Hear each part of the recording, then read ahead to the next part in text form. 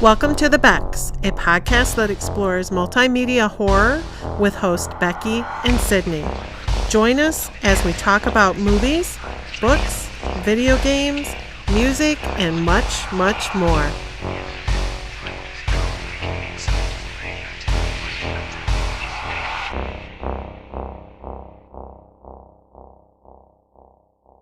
Thank you so much for joining us. My name is Sydney Rebecca. And I'm Rebecca Snow. And we're the Becks. Welcome back to The Haunting of Hill House Deep Dive. We are talking about episodes 7 and 8. Yes. I was like, are you asking me that? You were like very authoritative about it. You're like 7 and 8. And then there was just silence. I'm like, was I supposed to respond? We are freezing. The recording studio has no heat, just so you know. So yeah, we're in the trenches every week for you people. We have a little electric heater that I forgot to turn on when we came home. So, yeah. It's like 12 degrees where we live right now. I'm taking donations for a mini split system so I can have heat in this room. So, anybody, you are? Yeah. Oh. Yeah. Don't you want to be warm? I do. I do too. Okay. All right. So, the next episode 7, is called Eulogy, and this is actually Hugh's episode. Yeah. So we saw each of the kids' perspectives, and we had a little break in 2 storms, but then it's going right back to the perspectives, and this time it's Hugh's turn.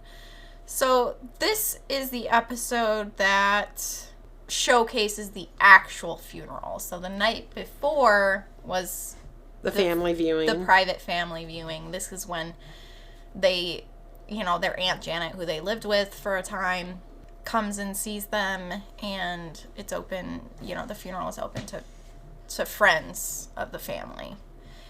And Hugh tries to reconnect with all of his kids during this episode, and it is so cringy. It is, and I feel very bad for him because he really did nothing wrong, but they think he did, and they were raised by their aunt, and he kind of just pulled away. Yeah. And so there's a lot of hurt feelings. There's a lot of misunderstandings. Nobody really knows what happened at Hill House. He's trying to protect his kids, but what he really did was push his kids away even more because he didn't. Oh, well, how do you tell your kids something like this anyways? Well, and the thing is he knows that what happened to Liv isn't how it was ultimately portrayed, it having happened. So he needs his kids to think and feel and know that Olivia's death was a suicide, even though I think it hurts them to see that they believe it that way, but he needs them to. So I think that's part of why he distances himself from them, because he knows the truth. But especially when they were kids, he needed them to think that way. Yeah. So one of the first things he does is try to talk to Shirley about the big fight that she and her husband had, and she tells him to fuck off because it's really none of his business. Yeah. It's straight up isn't. I mean, it just really isn't. No, and he hasn't had anything to do with them, really. So you can't really give advice and step in and be the dad. I'm air quotations right now. You can't be a parent when you haven't been a parent. Yep. Maybe be a friend, try to build that relationship, but stepping into a parent role when you have not or could not or whatever that is, all that's going to do is cause resentment. Nobody wants someone trying to be a parent that wasn't a parent all along. Like, it's, no, go away. I don't want you. Yeah, exactly. So in the past, we see Hugh trying to assess the damage that the storm caused. He and Mr. Dudley find that there is mold in a huge part of the house. Yeah. Almost strangely, because it wasn't there. Right. But it's so huge. It starts on the 3rd floor, right? Mm-hmm. And so they start following it, and it goes all the way down to the creepy basement. Mm-hmm.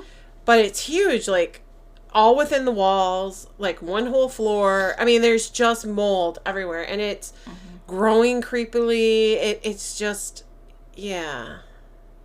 Oh, it's so creepy. Yeah. And it's at this point that Mr. Dudley kind of talks to Hugh about a little bit about the house's past. He reveals some things about himself personally, about how he and Clara lost a baby, and how they started to hear a baby crying if they stayed after dark. And so that's why they ultimately decided to leave before it got dark, because it was killing them both to hear this baby cry. It was like a phantom baby. And at this point, Hugh also asked Olivia to draw up a complete blueprint of the house that shows like where all the pipes and stuff are, so that he can try to track where the water's coming from as well. And she gives him the blueprints, but it's nonsense, essentially. And so he gets really freaked out by it. And Mr. Dudley at that point is like, maybe she needs a little time away from the house. Yeah. Yeah, he's like, if you notice that she's just off. Or acting scattered. Then she needs to get away. Yeah. And at first he was kind of offended. He's like, you need to mind your own business. Like, it's not your place. But then he kind of hears more what Clara and Mr. Dudley went through. And he's like, okay. And especially because the scattered instances that Olivia is kind of portraying, or displaying, I mean, they start to get more and more concerning. So Hugh does call, like, an assessor. I don't know if it's a plumber or what, but they talk about how, like, okay, he'll need to hire a team, and they have these fans and these chemicals and all this. And Hugh's like, okay, I cannot afford this. So yeah, I'm going to need you to just give me some fans. The guy's like, it's a really big job. You need more than just one man to do it, or two men. And Child Steve, volunteers to help. Yeah. Poor Steve. I mean, he's an ass as an adult, but... Yeah, I feel bad for Child Steve for sure. Yeah. So, there's this point where one of the fans breaks down. Hugh says to Steve, unplug this, please. I need to try to get inside and see what's wrong with it. Because it's not running. And Steve promptly goes over and unplugs it. Yeah. And it's a big metal fan, so big, industrial, huge, metal-bladed fan. Well, I do want to point out, the audience, neither the audience nor Hugh see Steve actually unplug it. True. The camera does cut away. So it's kind of up to interpretation whether or not Steve did unplug it, but then the house plugged it back in, or ghosted, or whatever. Or Steve never did. He thought he did, but it was manipulated into whatever. Yeah. It's interesting to me because this is one of the first, I think this is the first and only time that the house actually harms someone physically. Yeah, I guess. Yeah. Because no one else gets hurt until this point. I mean, you can argue for emotional anguish or whatever, but physically, no one gets hurt until this happens. And I wonder why that is. What was it about Hugh specifically that caused this? Because he sticks his hand in the fan, and it's on, and it slices him right open. It's gruesome. It's really gnarly. And at first he's like, I told you to unplug it. And Steve's like, I did. Yeah. I swear. Like, and Steve's freaking out because there's blood gushing everywhere and it's really painful. And he was like, it's fine. Like, he's pretty mad, though. I mean, he calms himself down pretty quick, though. Yeah, he does. Does he go to the hospital? No. He just wraps it. And basically they kind of figure out that the only place in the house that this rot could be coming from is the red room, which is always locked. And the plumber guy is like, well, if I were you, that's probably where that's coming from, and you need to get into that room. But he can't. He tries. Like, he tries to take the hinges off. He tries to break the door handle. Like, nothing he does is successful in getting into the room. While actually doing the renovations and trying to fix the mold issue, they find this bricked wall. They swear they hear rats scratching in it. This is so creepy. It is very creepy. And because they had put out rat poison and everything. They thought that they had taken care of the issue. But then he hears it behind the brick wall. And he's pissed. So he goes at the wall, starts taking bricks out. And that's when they discover the body of Mr. William Hill, who had gone missing. And he's behind this wall with all of the masonry tools. Yeah, he literally bricked himself up inside the house. They call the cops, obviously. And the police officer's like, man, you just solved our oldest cold case. Even Poppy Hill, William's wife, she had reported him missing. The police had searched for him. She hired private detectives. Nobody could ever find him. And there were scratches inside the wall. Evidently, he had changed his mind. Something. So then, we get to the point where it's after Olivia's death, and Hugh is being questioned by the police, and the police officer is the same one that had been friendly with him when they found the body, right? And so they had kind of this friendly rapport. And the cop is obviously frustrated. He's like, man, you're just making yourself look guiltier. Like, you won't give me a clear timeline on what happened. Why did it take 2 hours before when you found Olivia dead to when you actually called us? Very sketchy. He's like, you said that they were in the red room, but then you said that it's always locked. Like, what's the real story? And he was like, I'm just very tired and disoriented. I must have misspoken. Yeah. Kind of insane. There's just, from the very beginning, there's no real answers to anything. So then, back in the present, Shirley kicks Hugh out because she's like, stay out of my marriage. We're not open yet. Fuck off. So he goes out to where Theo is at the guest house, and they actually kind of have a decent conversation, and Theo even tells him basically like, I should have reached out to you. And that's about as friendly as any of them get with Hugh, actually, because even later on, Hugh goes to talk to Luke, and that's a really awkward conversation. I think he's just frustrated. I mean, he's pissed off at this point. Yeah. Something's up with him. He's acting a little cagey. He's like, gee, thanks, Dad. You being proud to me means everything. It's kind of like too little too late, right? So Luke goes out to smoke a cigarette, but then when the funeral ends, Olivia's ghost literally attacks.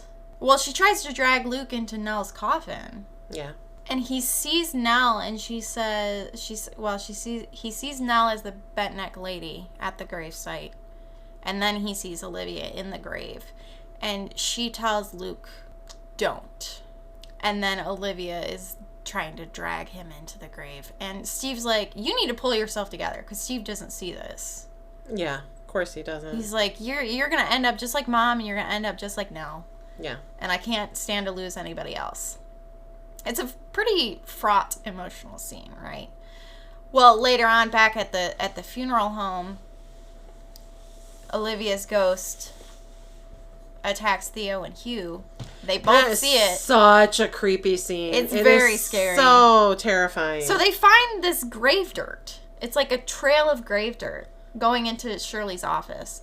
And her model home. Yeah, the home she made, or the model that she made of the house that she wants to live in, her future home. Her mom's forever house. Yeah. So still, the Forever House keeps going from Yeah. Olivia to Shirley to... Yeah. So it's, like, destroyed.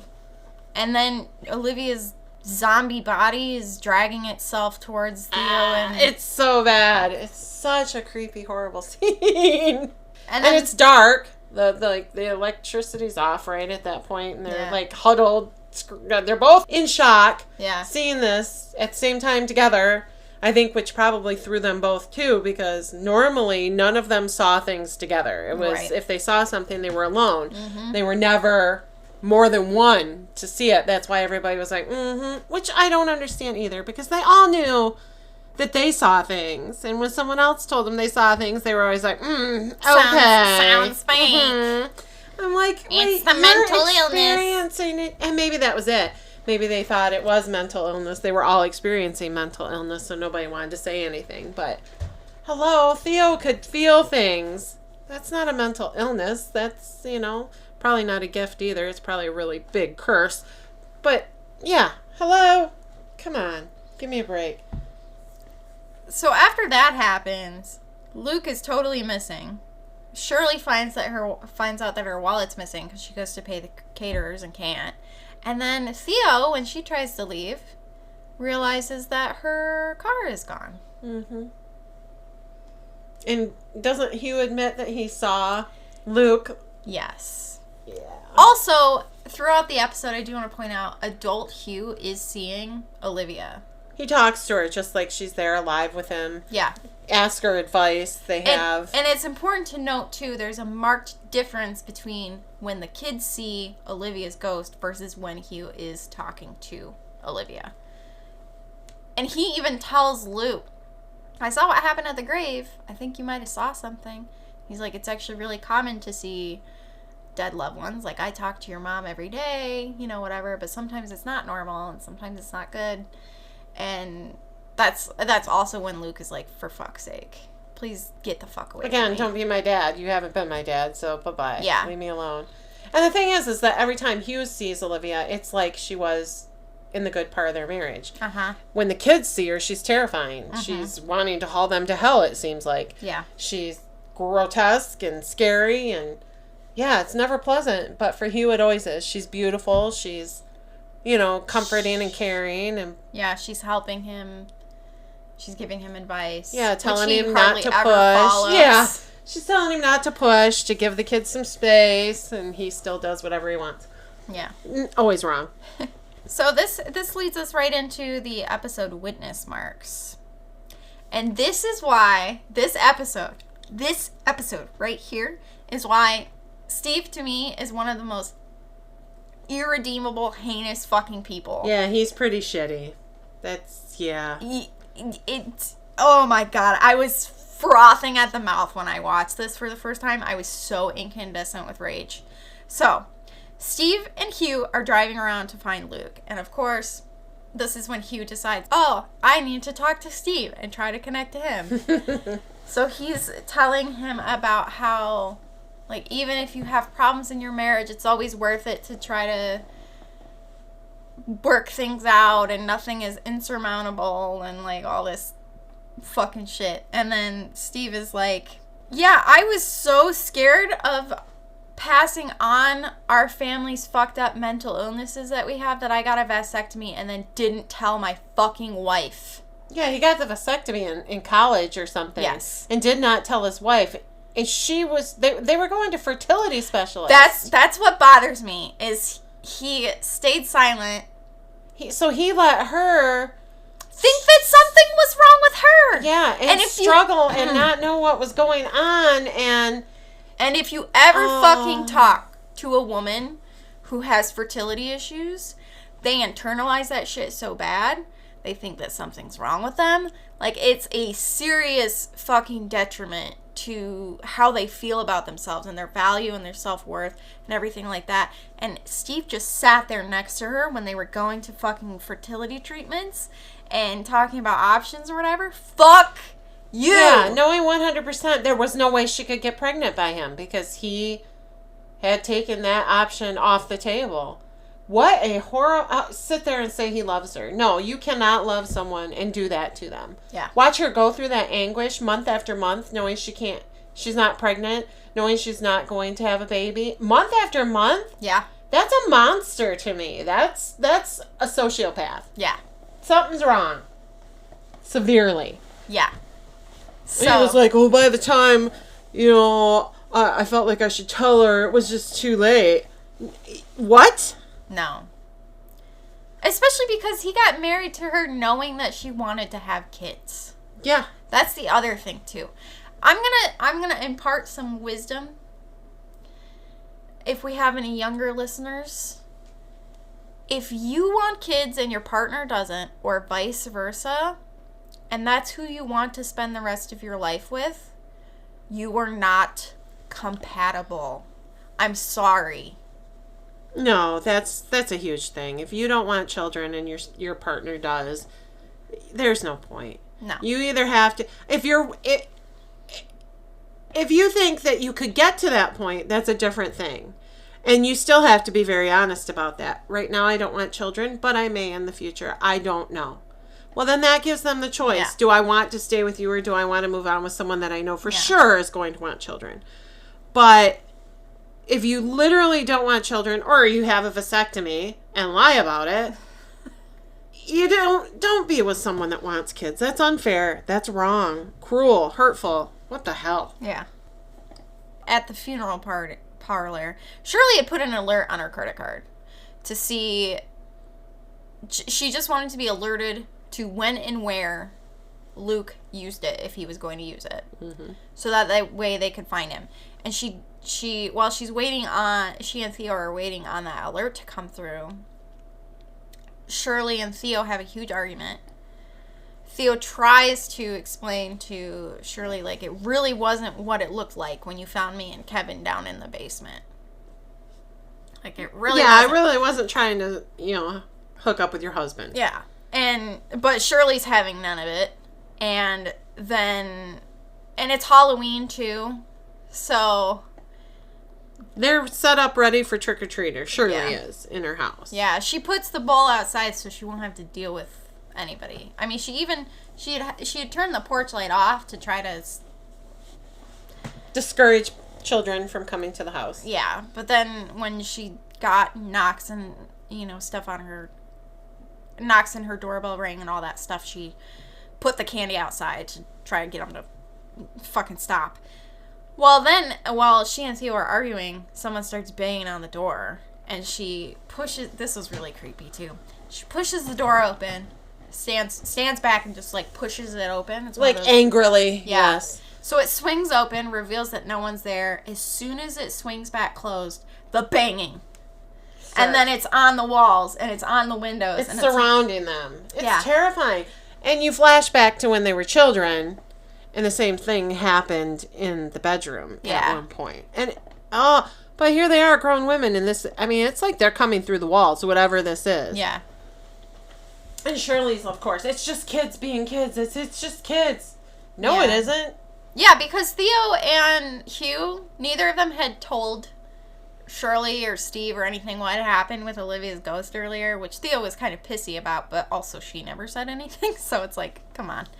So that's when they get the text alert that Luke had used the credit card and that it was at a gas station on the way to Hill House. So then everyone realizes Luke is going to Hill House.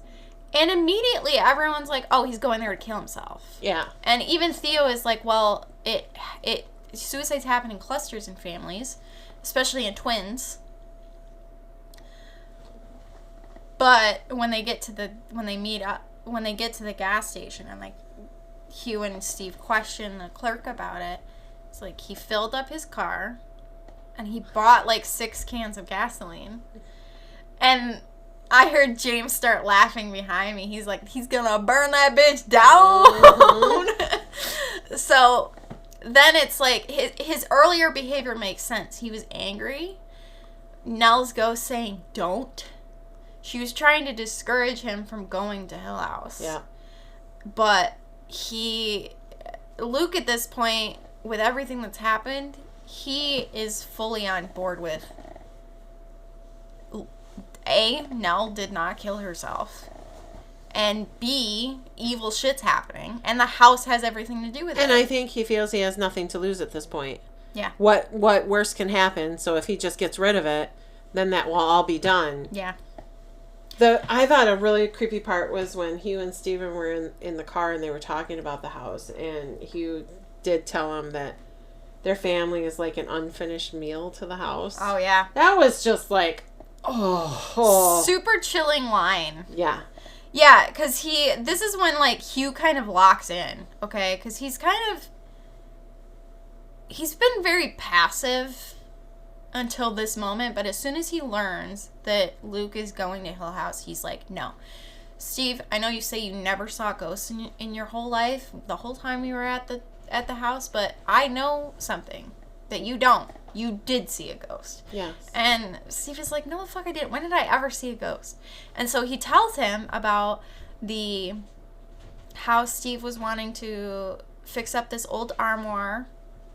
Yeah, the vanity for his mother. Or the vanity, excuse me. And how he was trying to get paint from Mrs. Dudley and, like, all this stuff. And Olivia ends up punching the mirror.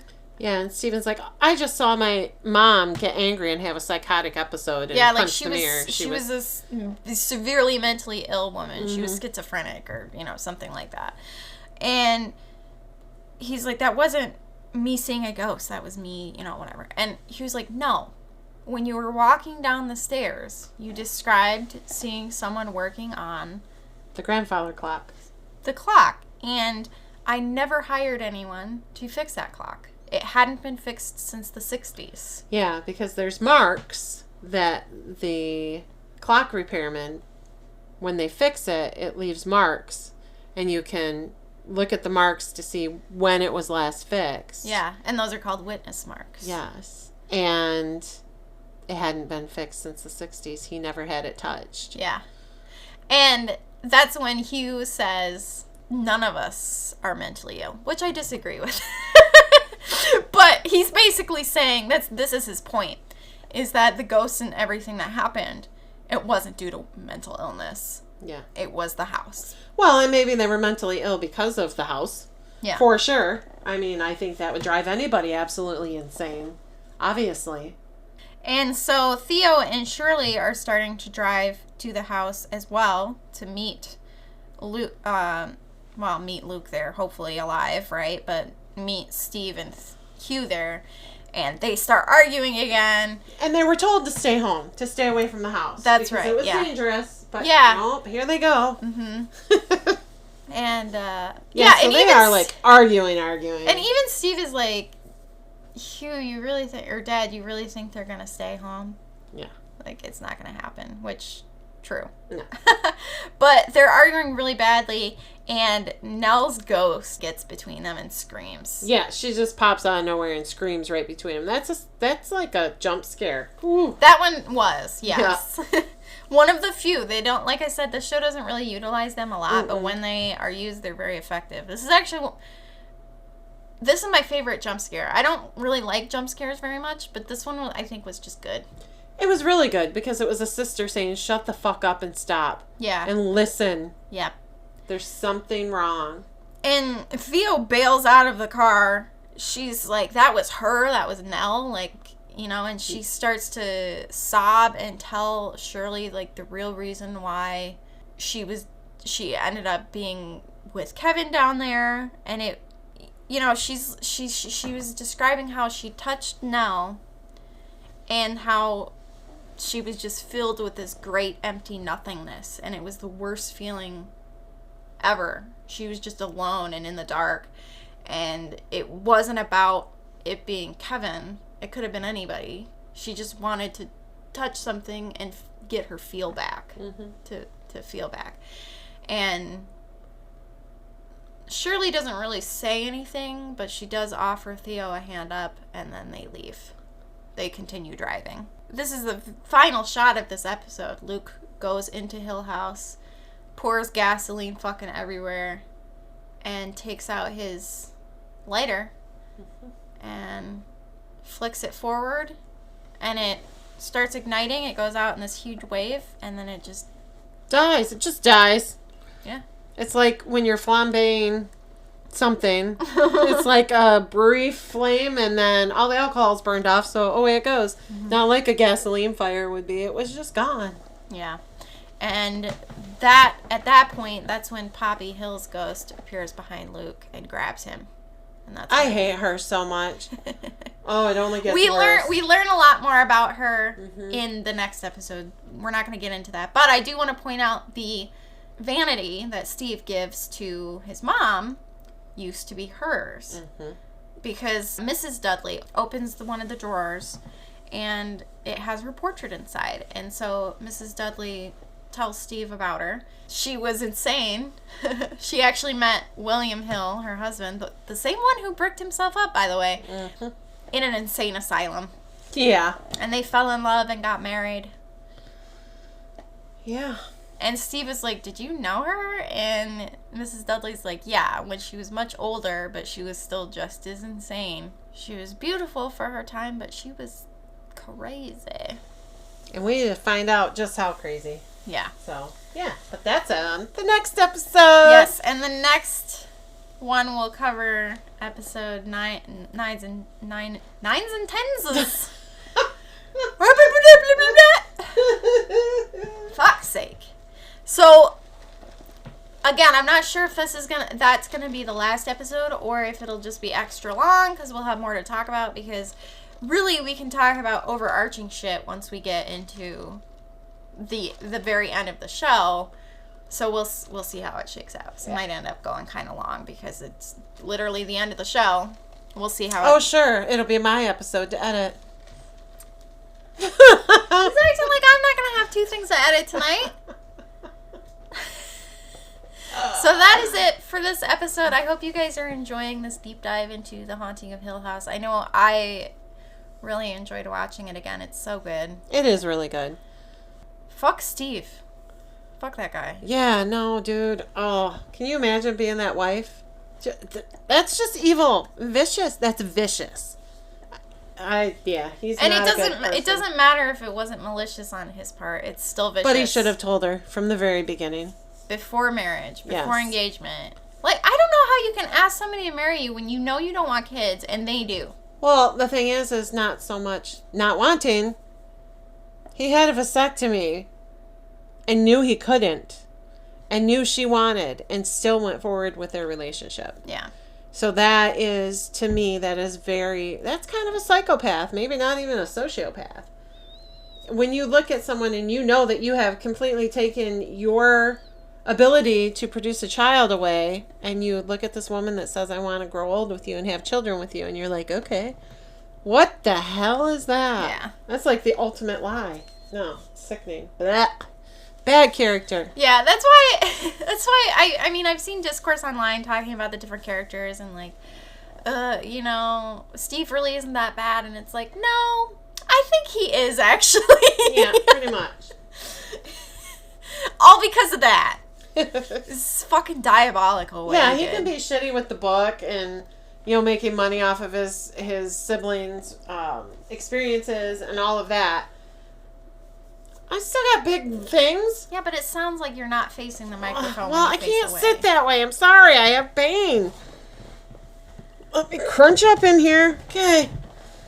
So abusive to you. You are. I can't sit that way, dude. She has no idea. I'm sorry. Anyway, so yeah, you can take advantage of your siblings and be dumb and obnoxious. I think we've all been there a time or two where we don't treat our siblings right, but to lie about something like that, that shows your true character, and that's not a good human. Yeah. Well, we'll catch you guys in the next one. Today the pod, tomorrow the world. My name is Sydney Rebecca. And I'm Rebecca Snow. And we're the Becks.